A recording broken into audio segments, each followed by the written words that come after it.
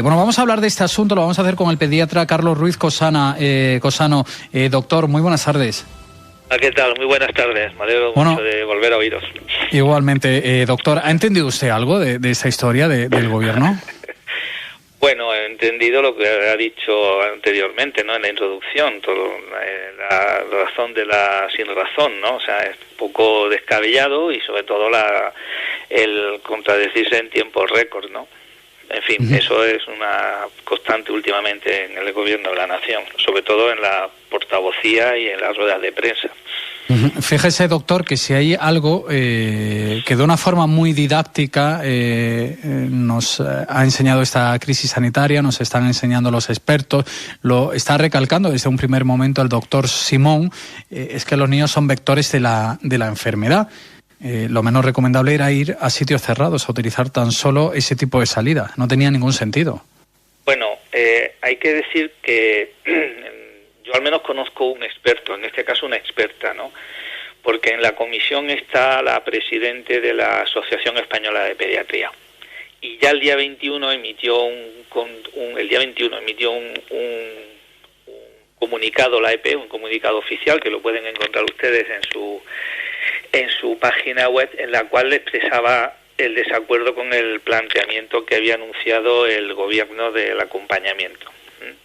Y claro, es decir, que desde la Asociación Española de Pediatría, como dice su propio manifiesto, ya habían puesto en ese comité de expertos, se habían expresado ya su opinión. O sea, que yo creo que los expertos son expertos. Lo que ocurre es que hay que saber escuchar a los expertos y en determinadas circunstancias como es esta, pues anteponer el criterio de los expertos a otros criterios. Lo que no está claro, ¿qué criterio se tuvo en la mesa antes de que la ministra portavoz, la andaluza María Jesús Montero, dijera lo que dijera? Bueno, yo no lo sé, porque como dicen en mi pueblo, yo no estaba allí alumbrando con un candil, pero yo sí sé lo que dijo la Asociación Española de Pediatría, que está en este comunicado oficial, y el posicionamiento, por lo tanto, del máximo órgano que representa a todos los pediatras españoles, además de otras sociedades científicas como la de Pediatría de Atención Primaria, que todas han ido en la misma dirección, ¿no? No se entiende que haya una salida de los niños con unas directrices básicas que son muy sencillas, además. ¿Cuáles serían esas directrices?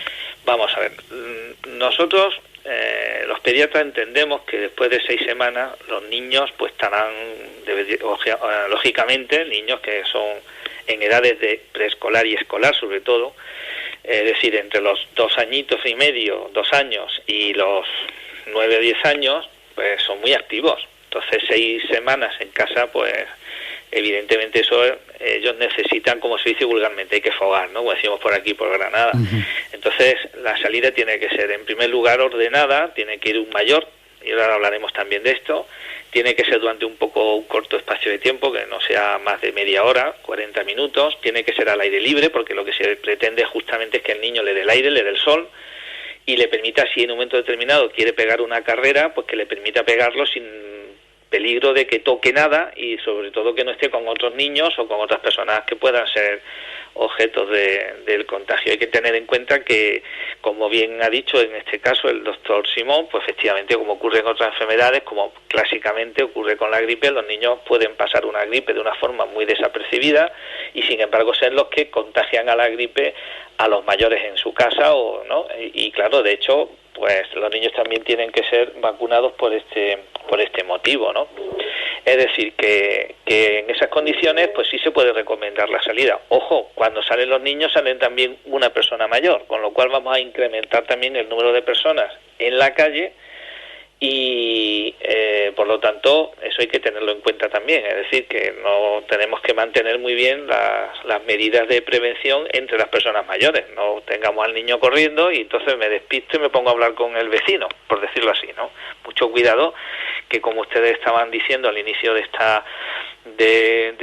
su programa, hay un repunte, ¿no?, en el número de casos y ha habido un pequeño repunte en el número de fallecimientos. Entonces hay que tener cuidado, que llevamos 6 semanas de mucho sacrificio, de muchos sanitarios y no sanitarios, muchos trabajadores que se ponen en riesgo para contener esta esta epidemia, llevamos más de 21.000 fallecidos y bueno, hay que reconocer que es el sacrificio que se está haciendo con esta epidemia de COVID-19 en nuestro país es muy alta en vidas humanas, ¿no? No debemos de bajar la guardia en ningún momento. Es necesario ya, ¿no? Es necesario que, aparte de que los niños respiren aire puro o reciban, incluso médicamente, es sano, ¿no? La luz solar. Hombre, directamente. Vamos a ver, estábamos con el debate de la vitamina D. Hay que tener en cuenta que en muchas ocasiones habla muchísima gente, ¿no? Y hablan pues con determinados, pues en fin, cada uno tiene sus intereses. Lo que quiero decir es que, por ejemplo, los niños de menos de un año, pues hacemos profilaxis de vitamina D siempre, independientemente de la alimentación, sobre todo si es lactancia materna. Siempre le hacemos profilaxis de vitamina D, que está en los protocolos de atención al lactante. Utilizamos, y los niños ingieren alimentos muchas veces enriquecidos en vitamina A y vitamina D. A poco que tomen pues pescado azul pues también se le aporta ahí vitamina D. Es decir, que hoy en día el déficit carencial de vitamina D no es una enfermedad que veamos todos los días, ni muchísimo menos, no es como hace años, ¿no? Llevamos un mes, aquellos niños que vivan en terrazas, que tengan en pisos que tengan muchas terrazas, en los áticos, por ejemplo, que vivan en pueblos donde viven en casas con patios que da el sol, o viven a lo mejor directamente en zonas muy poco pobladas, en pequeños pueblos, pequeñas aldeas que están al aire. Entonces estos niños no van a tener muchos problemas de vitamina D. Y por lo tanto, lógicamente tendríamos que tener confinamiento muy perdurable en el tiempo para pensar que podemos tener problemas en este sentido. En ese caso, evidentemente, se tienen que poner los medios, que es muy sencillo, la administración de dosis de vitamina D por vía oral, como se hace, como digo, con todos los lactantes, porque está dentro del programa de atención al niño sano o el seguimiento de salud infantil.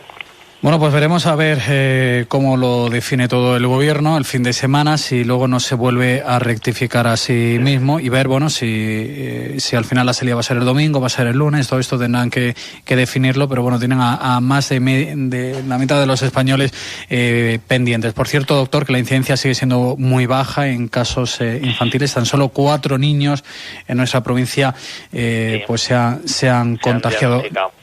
Le agradezco estos minutos, Carlos Ruiz Cosano. Nada, al contrario, yo encantado de colaborar, y yo espero que efectivamente el sentido común, por lo menos en este tema, pues prevalezca, que no se desdigan, que hagan caso de los expertos, y que cuando hablen, pues que hablen con un poco de que no es tan difícil, que no es tan difícil dar consejo y decir vamos a tomar esta decisión porque los expertos nos han dicho que debemos de hacerlo.